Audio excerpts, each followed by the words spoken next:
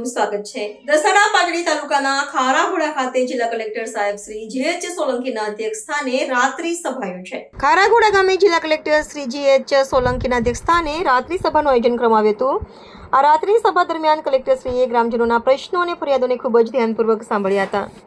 તેમણે તમામ રજૂઆતો પ્રત્યે અત્યંત સકારાત્મક અભિગમ દાખવી તેનું ત્વરિત અને અસરકારક નિરાકરણ લાવવા માટે સંબંધિત અધિકારીઓને જરૂરી સૂચનાઓ આપી હતી। શિસ્તબદ્ધ ચર્ચા અને પારદર્શક વહીવટી સંવાદના સંગમે લોકશાહીની ગરિમા વધારવાની સાથે નાગરિકો અને તંત્ર વચ્ચેના વિશ્વાસને વધુ મજબૂત બનાવ્યો છે। આ રાત્રિ સભામાં સ્થાનિક જાગૃત ધારાસભ્ય શ્રી પી.કે. પરમાર, પ્રાંત અધિકારી શ્રી મિલન રાવ, મામલતદાર હરેશભાઈ અમીન, જિલ્લા પંચાયત સદસ્ય શ્રી નાનજીભાઈ પરમાર, તાલુકા પંચાયતના ઉપપ્રમુખ શ્રી ખારાગોડા, ગ્રામ પંચાયતના સરપંચ શ્રી દશરથભાઈ ઠાકોર, પંચાયતના સદસ્યો સહિત ગ્રામજનો મોટી સંખ્યામાં ઉપસ્થિત રહ્યા હતા। રિપોર્ટર ડી.કે. મકવાણા, વિસાવડી, દસાડા, પાટડી। રબારી ખારાગોડા સોલ્ટ એસોસિએશનનો પ્રતિનિધિ કરું છું। નમસ્કાર સાહેબ, એગોરભાઈ જીવાભાઈ રબારી ખારાગોડા આયોડાઇઝ સોલ્ટ એસોસિએશનનું પ્રતિનિધિત્વ કરું છું। અમે અને અગરિયા સિક્કાની બે બાજુ છે। ન અમે એમના વગર રહી શકીએ, ન એ અમારા વગર રહી શકે સાહેબ। આવા સંજોગોમાં ચાલુ સાલે ડીઝલની અછત ખૂબ થઈ હતી। એના કારણે અમને સાહેબશ્રીનો સમય લઈ અને મળ્યા અને સાહેબે આપણને ખૂબ સારો સહકાર આપ્યો, જેથી કરીને આપણે સમયસર મીઠું આપણું બહાર આવી શક્યું।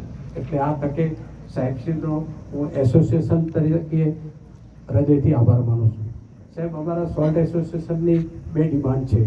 ખારાગોડા નવી નવી ઇન્ડસ્ટ્રીઓ આવે છે, બહારથી લોકો ધંધો કરવા માટે આવે છે, એ લોકો મોટું રોકાણ કરે છે, પણ એમને થોડી નાની મોટી ક્ષતિઓ હોય છે અને એમાં નાના મોટા કોઈક લોકો ફરિયાદો કરીને અડચણ ઊભી થાય છે। માન્ય ડેપ્યુટી કલેક્ટર સાહેબને હું એકવાર મળ્યો તો એમને મને સહકાર આપ્યો હતો। એ રીતે આપના તરફથી સૂચના થાય અને એમને ધંધામાં કોઈ અગવડતા ના પડે। સાહેબ, અહીં ઇન્ડસ્ટ્રીઓ આવવાના કારણે લાઇટનો મોટો પ્રોબ્લેમ છે। એના કારણે જો ખારાગોડાને 66 કેવી જો આપવામાં આવે તો એના કારણે બહુ મોટો ફાયદો થઈ શકે છે અને વધુ ઇન્ડસ્ટ્રી આવે તો વધુ રોજીરોટી મળી શકે। બીજું, માન્ય ધારાસભ્યશ્રી અમારા અંગત છે, હું એમને પણ પાસે પણ એક અપેક્ષા રાખું છું કે ફુલકીથી ખારાગોડાને 4 માર્ગીય રસ્તો બનાવો, જેથી કરીને આ જે આપણે બહારની ગાડીઓ જે આવે છે ને એ આજની તારીખમાં ખૂબ મોટો લોડ લઈ જતી હોય છે અને જેથી કરીને થોડી ટ્રાફિકની સમસ્યા થાય છે, એક્સિડન્ટની સમસ્યા થાય છે। અને અમારું રેલવે દ્વારા જ્યારે ઘણી વખત સપ્લાય ન હોય ત્યારે અમારે બાય રોડ ખૂબ જરૂરી હોય છે। એટલે બાય રોડ મુવમેન્ટ અમે સારી રીતે કરી શકીએ, આ અમારી માત્ર ખારાગોડા સોલ્ટ એસોસિએશનની બે જ માગણી છે।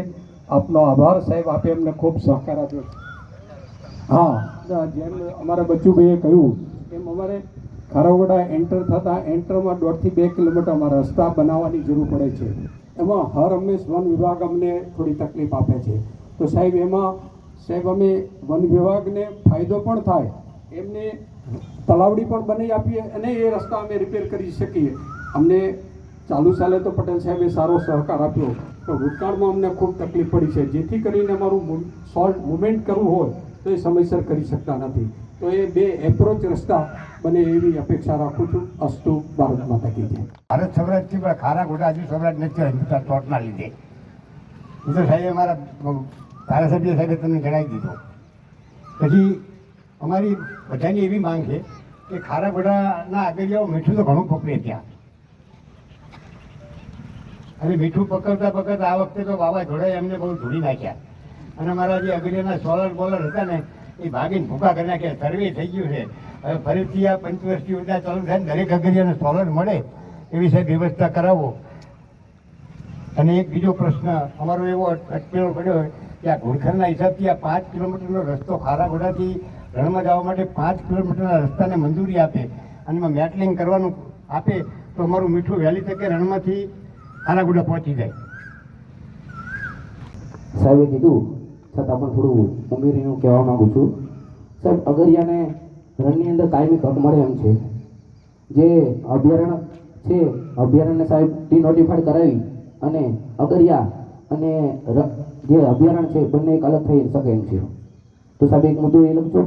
બીજો મુદ્દો છે જેમ કે હિન્દુસ્તાન સોલ્ટ ખારાગોડામાં અમારે કાયમી હક નથી મળતા, પ્રધાનમંત્રી આવાસ યોજનાના મકાન પણ નથી થતા, જેમ એ ગામ છે નવા ગામ અને સ્ટેશન, એની અંદર 5000 પરિવાર ઘર વિહોણા છે સાહેબ, ઘર વિહોણા છે. એમને પ્રધાનમંત્રી આવાસ યોજના નથી મળતી. એ જ રીતે સાહેબ હિન્દુસ્તાન સોલ્ટ કંપની નાની રેકડી ઊભી રાખવા માટે કોઈ વ્યક્તિને જવાબદારી, એની વ્યક્તિએ નાની રેકડી ઊભી રાખી હોય તો એમને મંજૂરી નથી આપતી. એની રેકડી પડાવી દે, કોઈના મકાન પડાવી દે સાહેબ. અને મોટી મોટી કંપનીઓને એ ભાડા પેટે જમીન આપી દે. હમણાં જ 5000 એકર જમીન આપી અને એ મોટો પારો નાખી રહ્યા છે. દેગામ રણમાંથી માંડી અને છઠ્ઠી રણ સુધી પારો નાખ્યો છે. તમામ રસ્તા બ્લોક કરી દીધા છે રણમાં જવા માટેના. અને ત્યાં એ જ રસ્તે સાહેબ એ પારો જો રહી જાય તો અહીંયા પાણી ભરાય, અને પાણી ભરાય એટલે અમારા અગરિયાને રણમાં જવા માટે 1 મહિનો લેટ થઈ શકે છે. એટલે એ સાહેબ બહુ મોટું નુકસાન થઈ શકે છે. આભાર. કલેક્ટર સાહેબ શ્રી, પ્રાંત અધિકારી સાહેબ શ્રી, ધારાસભ્ય શ્રી, જિલ્લા પંચાયતના સદસ્ય શ્રી, તાલુકા પંચાયતના સદસ્ય શ્રી, મામલતદાર સાહેબ શ્રી તથા આગેવાન શ્રીઓ, ભાઈઓ સર્વે. ખારાગોડા ગામ એ અંગ્રેજો વખતનું આ ગામ છે. અને એ વખતે અંગ્રેજો જ્યારે ખારાગોડા આવ્યા અને તેમણે મીઠું ઉત્પાદન કર્યું ખારાગોડામાં, અને ત્યાર પછી એ લોકોએ એમણે અહીંયા બગીચા બનાવ્યા હતા. અને એ બગીચાના ફૂલો અમદાવાદ જતા હતા. એ પરિસ્થિતિ હતી ખારાગોડાની. અમારા બાપ દાદાઓ વર્ષોથી મીઠું પકવતા હતા. મારા 72 વર્ષ થયા હું પણ મીઠું પકવતો હતો. આમ અંગ્રેજો હતા ત્યારે આ બધું ચાલતું હતું. ત્યાર પછી અંગ્રેજો ગયા ત્યારે સોલ્ટ ડિપાર્ટમેન્ટ આવ્યું, અને સોલ્ટ ડિપાર્ટમેન્ટે થોડાક વર્ષો કર્યા. ત્યારે પછી હિન્દુસ્તાન સોલ્ટ આવ્યું, અને હિન્દુસ્તાન સોલ્ટને 23,000 એકર જમીન આપી. અને 23,000 એકર જમીનમાંથી એમાં રાજ્ય સરકારે અમુક શરતો કરી હતી કે ભાઈ તમારે મીઠાને લગતી બાબતો હોય એમાં તમારે આ જમીન અમારી વાપરવી. હવે તેમ છતાંય એમણે આજે ખેડૂતોને ઘણી બધી જમીન પૈસા લે છે, મકાનોનો વેરો લે છે. અમારે વેરો પંચાયતમાં ભરવો પડે છે અને હિન્દુસ્તાન સોલ્ટને પણ ભરવો પડે છે. અને હિન્દુસ્તાન સોલ્ટવાળા એ મન ફાવે એ ફેક્ટરીઓને બોલાવી અને પૈસા ખંખેરે છે, અને કાંઈ ન થાય એટલે એ બિચારા જતા રહે. આવું અવારનવાર ઘણું બધું બનેલું છે. એટલે જરાક આમાં તમે બધા રસ લો. અહીંયા સુંદર તળાવ છે, એ અમૃતે બાંધેલું હતું, અને અગરિયાને પાણી રણમાં છે એમના વગર પંપિંગે પાણી મળતું હતું. ખારાગોડા ગામમાં પણ પાણી પીવાનું અમને મળતું હતું વગર પંપિંગે. આ બધી ઘણી બધી યોજનાઓ છે. આમાં જરાક જો તમે ભાગ લો તો ઘણું બધું નીકળે એવું છે. અને બધી ફેક્ટરીઓને મન ફાવે એ રીતે ડોનેશન ને બધું લે છે આ લોકો. એટલે આમ રાજ્ય સરકારની જે જમીનો શરતોનો એમણે ભંગ કર્યો છે એ જરા ખરો. હું હાઈકોર્ટમાં ગયો તો ત્યારે આજે 20 વર્ષ થયા. ત્યારે મને એવું કીધેલું કે હાઈ લેવલ કમિટી બેસે એટલે બધો નિર્ણય આવી જશે. આજે 20 વર્ષ થઈ ગયા, અમે હજી અમારા નામો હજી ચડતા નથી, જમીન અમને મળતી નથી, લાભો મળતા નથી. જો આ તળ આપણું પંચાયતના દફતરે લેવામાં આવે તો ઘણો બધો અનુભવ થાય, મળે એવો લાભ ઘણો મળે એવો છે. એટલે જરાક આમાં તમે ઊંડા ઉતરો. અને અમારા ધારાસભ્યએ ઘણી બધી મહેનત કરી છે, એમણે દિલ્હી સુધી આ વાત પહોંચાડી છે. એમ અમને જો જમીન મળે અમને અને અમારા હક મળે તો બહુ સારું કહેવાય. આ સુંદર તળાવ છે, એમાં 5 ગામોને લાભ મળે છે. ત્યાર પછી તળાવનું પાણી આગળ વહી જાય ત્યારે હું સરપંચ હતો તો ત્યાં મેં 350 એકરનું બીજું તળાવ બનાવેલું છે, ત્યાં વેસ્ટવેર બનાવેલો છે, પણ કોઈએ ધ્યાન ના આપ્યું એટલે એ તળાવ તૂટી હાલતમાં છે. આ તળાવ પાણી ભરાય સરખી રીતે. વેસ્ટવેર 100 મીટર કે 200 મીટરના છે, 2 વેસ્ટવેર, એને રિપેરિંગ કરવામાં આવે તો તળાવને કંઈ ગાળવાની જરૂર નથી. ઠેઠ સાવડાના પાછળ સુધી પાણી ભરેલું ભરી જાય છે. આમ જો તળાવનો પણ ઉપયોગ થાય, ખેડૂતોને લાભ મળે, રણમાં જતું પાણી અટકી જાય, અગરિયાનું મીઠું બચી જાય. વધારે વાત નહીં કરતા. ભારત માતા કી. મારા અધિકારીની સૂચના મુજબ આરએફઓ તરીકે આરએફઓની સૂચના મુજબ હું આજે અહીંયા હાજર થયો છું. તો સાહેબની એવી સૂચના છે કે જે આ હિન્દુસ્તાનના જે પ્રશ્નો અત્યારે હાલે છે એમાં અમે એ લોકોના જે તે વખતે પાડા કરતા હતા ત્યારે સાહેબ 5 ટ્રેક્ટર એમ ડિટેન કર્યા હતા, પણ કોર્ટના આદેશ અનુસાર એ છૂટા થઈ ગયા છે. હાલ એ કોર્ટની પ્રોસેસના અનુસાર એ લોકો કામ કરે છે. અમને એની સ્થળ તપાસ ચાલુ છે. અને બીજું કે આ અગરિયાઓને જે નોટિસ આપી છે તેનું સર્વે સેટલમેન્ટ પણ ચાલુ છે. નમસ્કાર.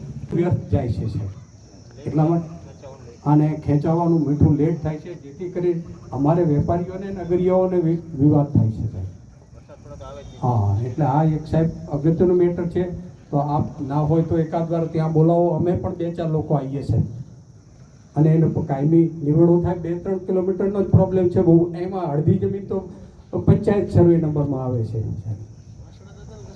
હા, અને વાસણા દાદાનો રસ્તો પાકો બને તો યાત્રાધામમાં, અને આપણે ગીરમાં પણ આ રીતે રસ્તા બનાવેલા છે. કેટલાય અભયારણ્યમાં રસ્તા આ રીતે બનતા હોય છે. જેમ કે પાઇપલાઇન કે આપણે ઝીંઝુવાડાથી વાસણા દાદા લઈ જાય છે પીવાની, તો એમાં કોઈ પ્રોબ્લેમ નથી ને. જેમ અમારા ધારાસભ્યશ્રીએ કીધું એમ ઘુડખર ખેતરોમાં રહે છે, રણકાંઠામાં રહે છે સાહેબ. એ સમજાવવાની જરૂર છે. ઘુડખર રણમાં ક્યાંય નથી, અને અગરિયા અને ઘુડખર સાથે તો પારિવારિક સંબંધ છે. એમ કે ચાલે એમના છાપરામાં જઈને પાણી પીવે છે, એટલે એને ક્યાંય અમે વિચલિત કરતા નથી.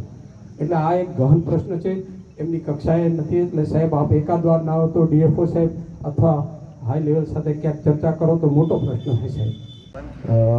આ પ્રશ્નમાં તો સાહેબ એવી વાત છે કે ખરેખર એક મુદ્દો અમારો એવો કે અતિ મહત્વનો મુદ્દો છે. જે તે વખતે સર્વે અને સેટલમેન્ટની જે પ્રક્રિયા સાહેબે તો કીધું, પણ એમાં ખાસ હું ભાર દઈને કહું કે સર્વે અને સેટલમેન્ટની પ્રક્રિયા જે તે વખતે અમારા અગરિયા રહી ગયા, અને સર્વે અને સેટલમેન્ટ જો અમારો સમાવેશ થઈ જાય ને તો અમને અમારો કાયમી હક મળે. આ એક અતિ મહત્વનો મુદ્દો છે. એટલે સાહેબ આ સાહેબને રિક્વેસ્ટ કરું છું તમને આપ કે સર્વેને કલેક્ટર સાહેબને આપ જે કંઈ તમારા લેવલે થતું હોય કંઈ, અને સર્વે સેટલમેન્ટની પ્રક્રિયા જો પૂરી નથી થઈ તો અમારા 80 થી 90% અગરિયા ને સર્વે સેટલમેન્ટમાં રહી ગયેલા છે. તો સર્વે અને સેટલમેન્ટમાં એ જો સમાવેશ થઈ જાય ને તો એક અમને કાયમી અમારો હક મળે. બસ આ એક મુદ્દો. બાકી તો પીકે સાહેબે બધી જે કંઈ બીજા પ્રશ્ન છે એ સાહેબે બધા બહુ સારી રીતે સમજાયા છે. આવા ન્યૂઝ જોવા માટે સાબર આવાઝ યુટ્યુબ ચેનલને સબસ્ક્રાઇબ કરો અને લાઇક કરો, જેથી હવે પછીના દરેક સમાચાર સબસ્ક્રાઇબ કરેલા હશે તેઓને નવા સમાચારની માહિતી મળી જશે.